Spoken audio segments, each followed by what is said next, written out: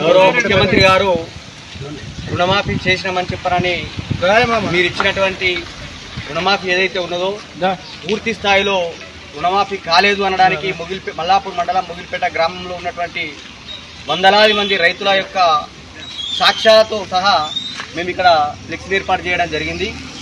మీరు ఆర్భాటంగా చేసినటువంటి ఏదైతే ఈ రుణమాఫీ ప్రక్రియ ఏదైతే ఉన్నదో మీరు ఆనాడు 2 లక్షల రూపాయలు పరిగెత్తుకొని వెళ్ళండి, 2 లక్షల రూపాయలు తీసుకొచ్చుకోండి అని చెప్పారు.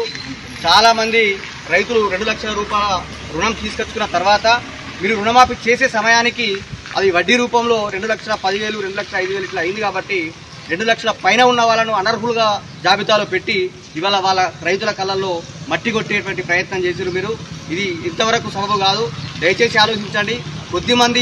కొద్దిమంది రైతులై మాత్రమే మీరు రుణమాఫీ చేసి మీరు ఏదో ఆర్భాటం చేశామని చెప్పని రైతుల పండగం చేసుకోవాలని చెప్పని గ్రామ పంచాయతీ కార్యాలయాల దగ్గర మీరు రుణమాఫీ చేసిన రైతుల ఫ్లెక్సీలు ఎట్లయితే పెట్టారో ఇవాళ అటువంటి మా రుణమాఫీ కానిటువంటి రైతులు వాళ్ళు కూడా నిరసన రూపంలో చెప్పి అయ్యా సీఎం సారు మాకేది రుణమాఫీ, కాంగ్రెస్ ప్రభుత్వమా, మేమేం చేసినాం మీకు పాపం అని చెప్పని ఇవాళ రైతాంగం ఇక్కడ గ్రామ పంచాయతీ కార్యాలయం వద్ద నిలబడి వాళ్ళ యొక్క బాణిని మీకు వినిపిస్తున్నది.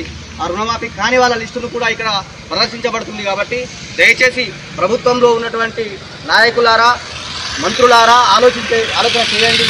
ఈ కొద్దిపాటి మంది రైతులను కూడా మీరు కళ్ళల్లో పెట్టుకొని కాపాడుకుంటారేమనేటువంటి ఒక ఆశతోటి వాళ్ళందరూ ఇక్కడికి వచ్చి వాళ్ళ యొక్క గోడును వెళ్లబోసుకుంటున్నారు. కాబట్టి దయచేసి ఆలోచన చేసి మిగతా ఎవరైతే ఉన్నారో ప్రతి ఒక్క రైతుకు 2 లక్షల వరకు రుణమాఫీ చేయాలని చెప్పారని ముగిల్పేట రైతాంగం పక్షాన మేము ఈ సందర్భంగా ప్రభుత్వాన్ని డిమాండ్ చేస్తున్నాం.